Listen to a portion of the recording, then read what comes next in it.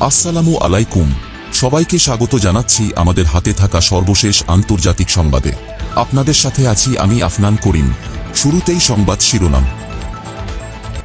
আবারও শুরু হয়েছে হুতিদের তাণ্ডব, ইসরায়েলের আরও ৩টি জাহাজে হামলা চালাল ইয়েমেন।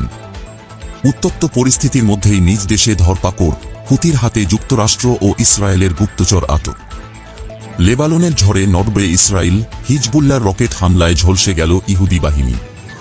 যুদ্ধ করতে হলে বাঁচাতে হবে জীবন, ইসরায়েলি সেনাদের নজর এখন লেবাননের দিকে।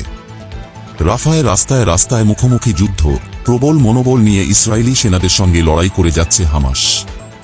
৩ গুণ টাকায় বাসা ভাড়া নিয়ে বোরকা পরে শরণার্থী শিবিরে ঘুরে বেড়াচ্ছে ইহুদি গোয়েন্দারা। ফুরিয়ে যাচ্ছে সময়, কেউ জানে না ইসরায়েলি জিম্মিদের আর কতজন জীবিত আছে, বলছেন হামাস নেতা ওসামা হামদান। এবং সর্বশেষে এ যুদ্ধ শেষ হবে বলে মনে হয় না, বলছেন বুড়ো বাইডেন। স্থায়ী যুদ্ধবিরতিতে গ্যারান্টার হিসেবে রাশিয়া, চীন ও তুরস্ককে চায় হামাস। আর এই বিষয়টি নিয়ে থাকছে আমাদের আজকের বিস্তারিত বিশ্লেষণ।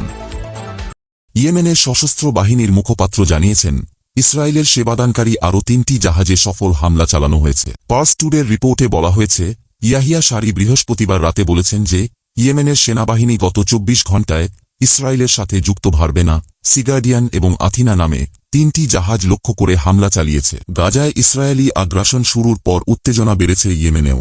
ইসরায়েল তো বটেই, হামলাপাল্টা হামলায় যুক্তরাষ্ট্র ব্রিটেনের সাথেও এখন হুতির যুদ্ধাবস্থা চলছে। ইয়েমেনি সেনাবাহিনী এবং হুথি যোদ্ধারা ফিলিস্তিনি জনগণের সমর্থনে ইসরায়েলের সাথে সম্পর্কিত জাহাজে হামলা চালিয়ে আসছে। এমনকি তারা ইসরায়েলি বন্দরেও হামলা চালাচ্ছে। ফলে তেল আবিবের অর্থনীতিতে প্রবল চাপ সৃষ্টি হয়েছে। প্রসঙ্গত, মানবিক কাজের আড়ালে যুক্তরাষ্ট্র ও ইসরায়েলের হয়ে গুপ্তচর বৃত্তির অভিযোগে আটক হয়েছেন ইয়েমেনে কর্মরত বেশ কয়েকজন ত্রাণকর্মী। দেশটির সশস্ত্র গোষ্ঠী হুতির অভিযোগ, যুক্তরাষ্ট্রের ভিসার প্রলোভন দেখিয়ে তারা তথ্য সংগ্রহ করে তা পাচার করত মার্কিন গোয়েন্দা সংস্থার কাছে। হুতি বলছে, কয়েক দশক ধরে প্রশিক্ষণপ্রাপ্ত এই গুপ্তচররা রোগবালাই ছড়িয়ে দেয়াসহ ইয়েমেন বিরোধী নানা কর্মকাণ্ডে জড়িত। এমন উত্তপ্ত পরিস্থিতির মধ্যেই নিজ দেশে ধরপাকড় চালাল হুতি। যুক্তরাষ্ট্র ও ইসরায়েলের হয়ে গুপ্তচর বৃত্তির অভিযোগে আন্তর্জাতিক বিভিন্ন সংস্থায় কাজ করা বেশ কয়েকজন কর্মীকে আটক করেছে গোষ্ঠীটি। হুতি বলছে, কয়েক দশক ধরে তারা ত্রাণ কার্যক্রমের আড়ালে ইয়েমেনের গোপনীয় ও স্পর্শকাতর তথ্য শত্রুদের কাছে পাচার করছে। হুতির গোয়েন্দা প্রধান আব্দুল হাকিম আল খাইওয়ানি বলেন, একটি মার্কিন ইসরায়েলি স্পাই নেটওয়ার্ককে গ্রেপ্তার করা হয়েছে। এই নেটওয়ার্কটি কয়েক দশক ধরে ইয়েমেনের বিভিন্ন সরকারি বেসরকারি প্রতিষ্ঠানে গুপ্তচর বৃত্তি ও নাশকতা চালিয়ে আসছে। এই সদস্যরা সরাসরি মার্কিন গোয়েন্দা সংস্থা সিআইএর হয়ে কাজ করে। হুতির দাবি, ইয়েমেনের বিভিন্ন সরকারি প্রতিষ্ঠানের কর্মকর্তা, তেল কোম্পানির মালিক ও ব্যবসায়ীদের মার্কিন ভিসার প্রলোভন দেখিয়ে গুপ্তচরেরা বহু বছর ধরেই তথ্য পাচার করছে। এমনকি দেশটিতে বিশৃঙ্খলা তৈরি, রোগজীবাণু ছড়িয়ে দেওয়ার মতো গুরুতর অভিযোগও তোলা হয়েছে এই স্পাই নেটওয়ার্কের বিরুদ্ধে। তিনি বলেন, এই গুপ্তচর নেটওয়ার্ক ইয়েমেনের অনেক গুরুত্বপূর্ণ নিরাপত্তা, সামরিক, রাজনৈতিক তথ্য শত্রু দেশের গোয়েন্দাদের দিয়েছে।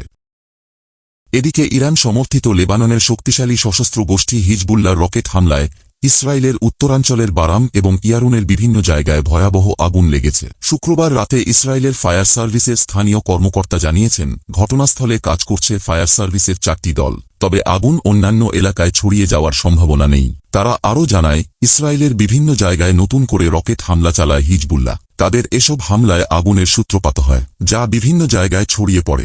অন্যদিকে ইসরায়েলি সেনাবাহিনী শুক্রবার গাজা উপত্যকার দক্ষিণাঞ্চলীয় শহর রাফাতে সামরিক অভিযান শেষ করার এবং লেবাননের দক্ষিণাঞ্চলে নতুন আক্রমণের দিকে প্রচেষ্টা পুনরায় নির্দেশের প্রস্তাব দিয়েছে। ইসরায়েলি গণমাধ্যম বলছে, ইসরায়েলি সেনাবাহিনী রাফাতে সামরিক আক্রমণ বন্ধ করার এবং উত্তরে লেবাননের দিকে অভিযানে অগ্রসর হওয়ার সুপারিশ করেছে। তেল আবিব গাজা উপত্যকায় মারাত্মক আক্রমণ চালিয়ে যাওয়ার পাশাপাশি হিজবুল্লাহ ও ইসরায়েলি বাহিনীর মধ্যে আন্তঃসীমান্ত সংঘর্ষ চলায় ইসরায়েল ও লেবাননের সীমান্তে উত্তেজনা বেড়েছে। গাজায় অবিলম্বে যুদ্ধবিরতির দাবিতে জাতিসংঘের নিরাপত্তা পরিষদের প্রস্তাব সত্ত্বেও ক্রমাগত নৃশংস আক্রমণ চালাচ্ছে ইসরায়েল।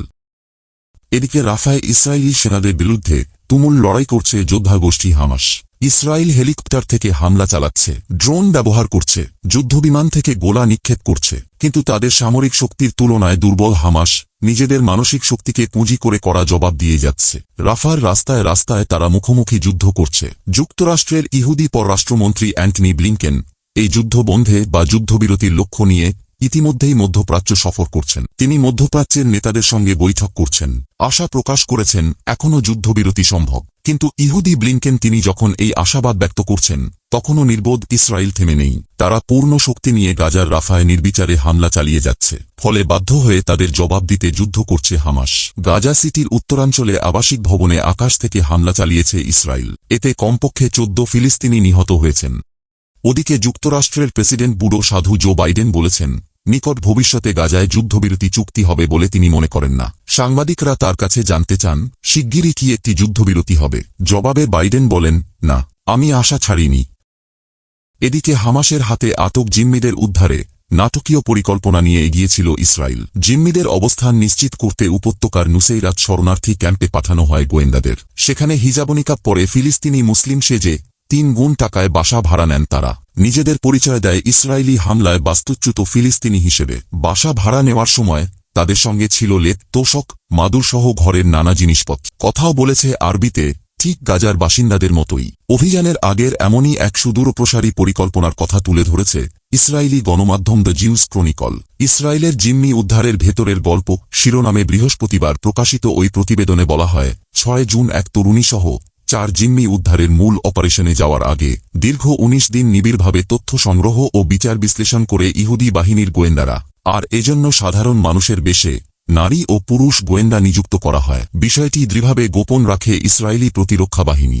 এদিকে যে অত্যাধুনিক প্রযুক্তি ব্যবহার করে ইসরায়েল এই অভিযান সফল করেছে তা যুক্তরাষ্ট্র দিয়েছে। এ ধরনের তথ্য বিশ্লেষণের সক্ষমতা বা এআই প্রযুক্তি যুদ্ধ শুরু হওয়ার আগ পর্যন্ত ইসরায়েলের হাতে ছিল না। ওয়াশিংটন পোস্টের খবরে বলা হয়, গাজা যুদ্ধ শুরু হওয়ার পর হামাসের ওপর গোয়েন্দা তথ্য সংগ্রহ বাড়িয়েছে যুক্তরাষ্ট্র। একই সঙ্গে দেশটি উন্নত সফটওয়্যার ব্যবহার করে ড্রোন ফুটেজ, স্যাটেলাইট চিত্র ও ডেটা বিশ্লেষণের বড় সুবিধা দিয়েছে ইসরায়েলকে। এর সবই ছিল এআই নির্ভর, যার ফলেই জিম্মি উদ্ধারের এ অভিযান সফল হয়েছে বলে মনে করেন ইসরায়েলি এক কর্মকর্তা। এছাড়া হামাসের কোনো নেতাই জানেন না যে তাদের কাছে কতজন ইসরায়েলি জিম্মি জীবিত আছে। শুক্রবার যুক্তরাষ্ট্রের সংবাদ মাধ্যম সিএনএন নিউজে দেয়া এক সাক্ষাৎকারে একথা জানিয়েছেন হামাসের শীর্ষ নেতা ওসমান হামাদান। সাক্ষাৎকারে তিনি বলেছেন, 117 জিম্মির মধ্যে আর কতজন জিম্মি হামাসের কাছে আছে তা কেউই জানে না। আমি কেন, কারোরই কোনো ধারণা নেই এ বিষয়ে। এ সময় তিনি সামগ্রিক পরিস্থিতির জন্য ইসরায়েলকেই দায়ী করেন। সম্প্রতি ইসরায়েলি চিকিৎসকেরা বলেছেন, হামাসের হাত থেকে উদ্ধার করা জিম্মিদের একজনের শরীরে কোনো মাংসই নেই এবং বাকিদের মানসিক অবস্থাও খুব একটা সুবিধার নয়। এই নেতা দাবি করেন, আমি বিশ্বাস করি যদি তাদের কোনো মানসিক সমস্যা হয়ে থাকে তবে তা গাজায় ইসরায়েল যা করেছে তার কারণে। এ সময় তিনি যুদ্ধবিরতি প্রসঙ্গে হামাসের অবস্থান প্রসঙ্গে বলেন, জিম্মিদের মুক্ত করার বিষয়ে কোনো আলোচনার আগে ইসরায়েলকে পূর্ণ যুদ্ধবিরতিতে সম্মত হতে হবে। এছাড়াও যুদ্ধবিরতির শর্ত হিসেবে চুক্তির প্রথম সপ্তাহেই গাজা ভূখণ্ড থেকে ইসরায়েলি বাহিনীর পুরোপুরি প্রত্যাহার এবং চুক্তির নিশ্চয়তাদাতা হিসেবে রাশিয়া, চীন ও তুরস্ক চেয়েছে হামাস। হামাস মনে করছে প্রথম ধাপের যুদ্ধবিরতির প্রস্তাবকে কাজে লাগিয়ে বেশ কিছু বন্দীকে মুক্ত করিয়ে নেবে ইসরায়েল। এরপর তারা আবার আরও ভয়াবহভাবে হামলা করবে।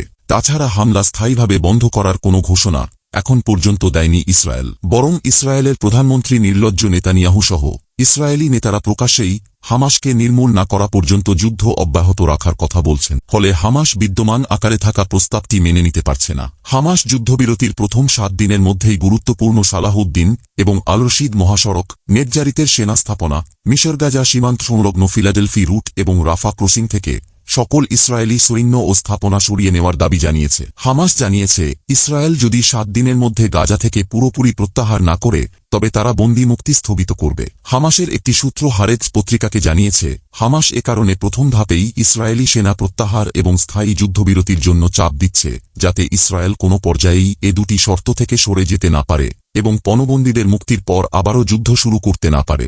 অন্যদিকে ইসরায়েল 15 বছরের বেশি কারাদণ্ডপ্রাপ্ত কোনো বন্দীকে মুক্তি দিতে চাচ্ছে না।